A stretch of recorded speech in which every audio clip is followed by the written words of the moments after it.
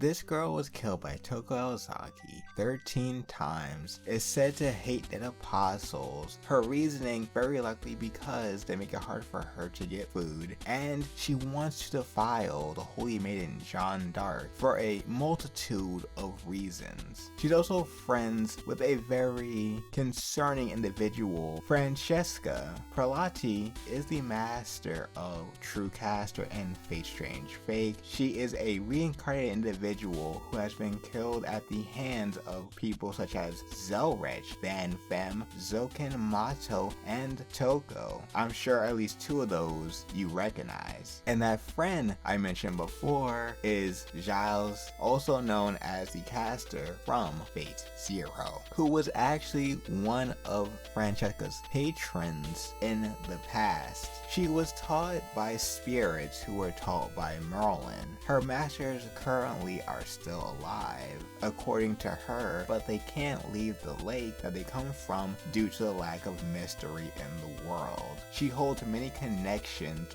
worldwide, which makes sense considering her many lives over the years, and she uses all of them to fuel her entertainment needs. She has even offered and thought to give masters other resources to summon high-tier servants to make the war more interesting for her. Now, you may be wondering, who is her servant? It's kind of strange, but it makes sense. It's essentially her original self, or should I say his original self. This version of them isn't privy to the information or memories past their first death, meaning that if there's a character within the TypeMoon universe like Francesca, then we could have a character actually summon a past version of themselves when Francesca was in a body similar to the one her servant self was summoned as. In the past, she met the character Sigma, who would become the master of Watcher and would lead him into participating in the Grail War of Strange Fate. She was also known to have traveled to Futuki after the Fourth Holy Grail War and gathered components such as fragments of the Greater Grail's magic and some of the Grail's mud to make the fake Holy Grail, making her the mastermind of this fake war. Now, appearance-wise, she may seem normal in this body, considering she's been in it for at most 3 years. Although, when you look under the surface, under that dress, you'll see a zipper-like mouth going from her ribs to her navel. Personality-wise, she's actually pretty twisted in a lot of ways. You can especially see that in some of her interactions and dialogue from the manga